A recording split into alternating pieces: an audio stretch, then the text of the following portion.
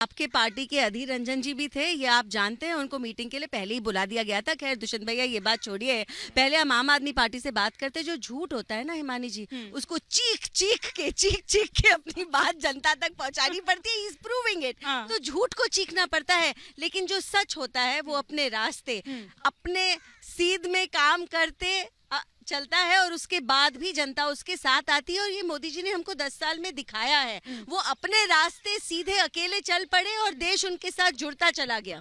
मैं कह रहा हूँ कि मैं थोड़ी कह रहा हूँ, ये तो सुप्रीम कोर्ट में एसबीआई ने कहा है कि 6000 करोड़ रुपए के electoral bond Bharatiya Janata party को उन कंपनियों ने दिए जिन कंपनियों के खिलाफ सीबीआईडी की जांच चल रही थी। पानी वानी पिलाओ। ने सुप्रीम कोर्ट में एफिडेविट दिए। अरे इलेक्शन अनाउंस हुआ है भाई, जमीन पे जाओ, थोड़ा प्रचार का काम करो, चीखो चिल्लाओ मत। मैं बोल रही हूँ ना, आपकी आवाज बुलंद। तो प्रचार आप करने देंगे, बीच में गिरफ्तार तो नहीं करवाएंगे? गिरफ्तारी एक सेकंड आ रही हूँ, एक सेकंड आ रही हूँ, एक सेकंड आ रही हूँ, एक सेकंड आ रही हूँ, एक सेकंड दीजिएगा। आ रही हूँ, उसी पर जवाब दे रही हूँ, उस पर जवाब ले रही हूँ। 6000 करोड़ के इलेक्टोरल बॉन्ड्स दिखाई दे रहे हैं, 14,000 करोड़ के इलेक्टोरल बॉन्ड्स नहीं दिखाई दे रहे, 14,000 करोड़ जो इन सब ने बांटे हैं। लेकिन देखो, आम आदमी पार्टी के एक कार्यकर्ता को, प्रवक्ता को चीखना इसीलिए पड़ रहा है क्योंकि नौबती आ गई है, मुख्यमंत्री जेल जाने वाले हैं। जो आज बेल मिली है ना, वो केवल ईडी के समन्स को इवेड करने के नाम पर मिली है।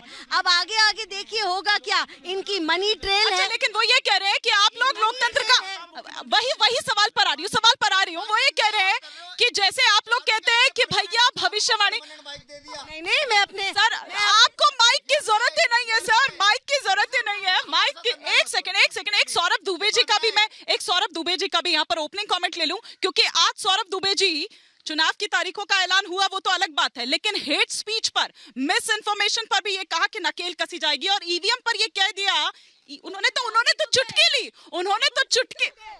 चुटकी ली कुछ हसरतें पूरी करने की, मतलब एक्चुअली ईवीएम ये कह रही है। एक नेता का नाम लेकर इलेक्शन कमीशन ने वार्निंग तक जारी करी है, वो राहुल जी हैं। तो ईवीएम पर भी टिप्पणी की। आ रही हूँ एक बार। हाँ। लोकतंत्र के महापर्व की तारीखों के ऐलान के साथ चुनाव आयोग ने सख्त हिदायत दी कि झूठ और अफवाह से बचें।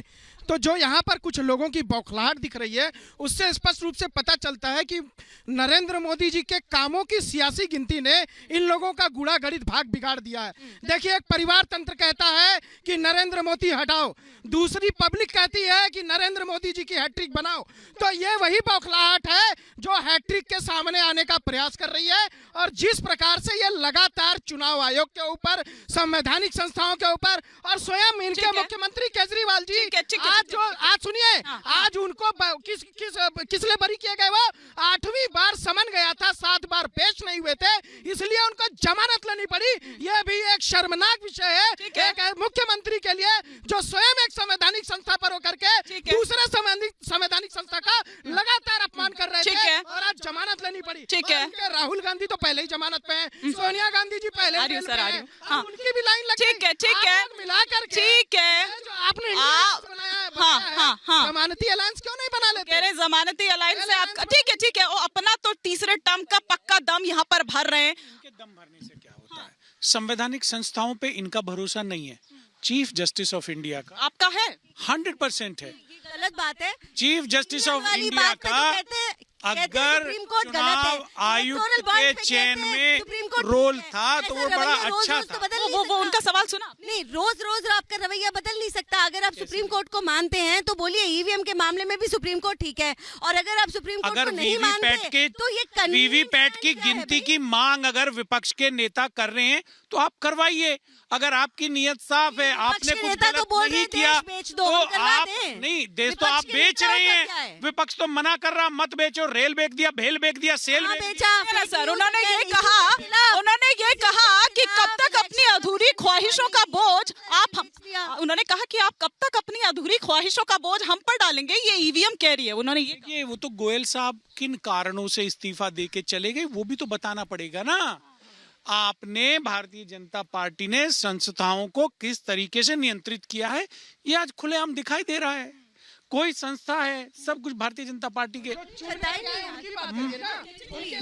पूर्ण मनोयोग से काम कर रही है। एक जरा संदेश जी से भी हाँ, संदेश जी। देखिए, मैं तो जो चुनाव आयोग का आज का जो फैसला है, जो लेट हो रहा था, वो पहले हो जाना चाहिए था, लेकिन अगर आज उन्होंने चली, आज भी अगर इसका शुभारंभ कर दिया तो बहुत हमारे लिए खुशी की बात है। और मैं आज सिर्फ जो है चुनाव आयोग के फैसले पे ही सारी बात करूंगा आपसे। जैसे उन्होंने 85 साल से ऊपर के लोगों को आज आप उसी पर फोकस रखने वाले, कल आपका फोकस क्लियर था कि 3 मतलब जहां से लड़ते वहीं से लड़ेंगे। 3 तो हमारी सीट हैं, वहां से तो हम लड़ेंगे। वो तो हमारे माननीय अध्यक्ष जी ने ही बिल्कुल बिल्कुल क्लियर कर दिया, उसमें कोई गुंजाइश है ही नहीं। लेकिन आज मामला जो है निजी कटाक्ष से ज्यादा चुनाव आयोग। अच्छा सुनिए ना, वो आरजेडी से कुछ डील चल रही है? क्योंकि अगर इधर ये मना कर देते हैं, नहीं मानते हैं, तो कुछ तो डील चल रही है आपकी, वो कहां तक पहुंची? नहीं, हमारी कोई डील अभी किसी से नहीं चल रही है। हम भाजपा के शीर्ष नेतृत्व का पर इंतजार कर रहे हैं कि वो अपनी लिस्ट को जाने, क्योंकि हमें पता है कि हमें इस तरीके से नजरअंदाज नहीं किया जा सकता। जी ठीक है ठीक है। वो कह रहे हैं कि आप डोरे डाल रहे हैं क्या उन पर? निश्चित रूप से देखिए, पारस जी का निश्चित रूप से मतलब डाल रहे हैं। इतना बड़ा उनका राजनीतिक अनुभव है, उनको पुनः चुनाव लड़ने का अवसर मिलना चाहिए। और अगर भाजपा उनको नहीं देती है तो मैं तो इंडिया अलायंस के नेताओं से मांग करूंगा कि पारस जैसे अनुभवी नेता को मौका दें, उनको सीट छोड़ें। ठीक है हिमानी जी, लोकतंत्र में बहुमत का मतलब तानाशाही नहीं होता है, ये नरेंद्र मोदी जी को समझना पड़ेगा। जब भी इनसे बात करो कि आप संविधान को मार रहे हो, लोकतंत्र की हत्या कर रहे हो, आप संवैधानिक संस्थाओं का गला घोटो। कुमार विश्वास योगेन जी, उन्होंने एक सेकंड, ये संविधान, ये लोकतंत्र खतरे में या मरता, ये सेलेक्टिवली है ना? ये तो पूरा देश देख रहा है। देश में गली गली में यही चर्चा है कि Narendra Modi is a murder of democracy. Narendra Modi रोज लोकतंत्र को मार रहे, रोज लोकतंत्र की हत्या कर रहे, रोज लोकतंत्र का गला घोट रहे। आज वक्त आया है देश के लोगों के सामने एक एक करके अरे एक एक करके आ रही हूँ। एक सेकंड, चारू जी से काउंटर लूंगी। ये बाइक हटा लो या तो नहीं, तरीका आपके ठीक है एक एक करके बोलेंगे, एक एक करके। नहीं एक एक करके एक एक कर कूद के वहां जाना पड़ेगा। नहीं, ये अधिकार है। अरे देखिए हिमानी जी, मैं ये वही कह रहा हूं कि लोकतंत्र में आज जनता के पास मौका है। 10 सालों से इस देश की जनता को नरेंद्र मोदी ने, अभी आपने कहा कि इलेक्शन कमीशन ने बोला झूठ बोलना अपराध माना जाएगा, झूठ बोलना इलेक्शन कमीशन का कोड ऑफ कंडक्ट माना जाएगा। मोदी जी तो 10 साल से लगातार झूठी बोल रहे, तो झूठ की फैक्ट्री चलाते हैं, सुबह से शाम तक मोदी जी झूठ बोलते हैं। मोदी जी के डीएनए में झूठ है, सारी भारतीय जनता पार्टी वालों के डीएनए में झूठ है। अरे इन्होंने कहा था 2014 में, मैंने नहीं कहा था कि हम आएंगे महंगाई कम कर देंगे, हम आएंगे बेरोजगारी दूर कर देंगे। देखिए एक एक करके जवाब तो ले लूं मैं उसमें, जवाब एक एक करके अच्छा अभी तक आपकी बात कंप्लीट नहीं हुई। 1 मिनट चारू जी से जवाब ले लेती हूँ। आ रही हूँ। न्यूज़ और लोकतंत्र की बात करते हैं, अरे छोड़िए उनको। अच्छा वो कह रहे हैं एक सवाल और सुन लीजिए, एक सवाल और मैं मोदी जी के वायदे याद दिला रहा हूँ, मेरे वायदे नहीं है। 2014 में देश के लोगों से मोदी जी ने कहा था कि मैं आऊंगा महंगाई कम करूंगा, मैं आऊंगा महिलाओं पे अत्याचार खत्म होंगे, मैं आऊंगा बेरोजगारी कम करूंगा, मैं आऊंगा भ्रष्टाचार बंद करूंगा, मैं आऊंगा किसानों को एमएसपी मिलेगी, मैं आऊंगा स्वामीनाथन कमीशन की रिपोर्ट लागू। आप देखिए क्या तानाशाही हो रही है, माइक ही नहीं छोड़ रहे, माइक ही नहीं छोड़ रहे। नहीं देखिए आपके पास में खुद माइक लेकर आ रही हूँ, आप दुष्यंत जी, नहीं आपके पास में खुद माइक लेकर आ रही हूँ। ठीक है।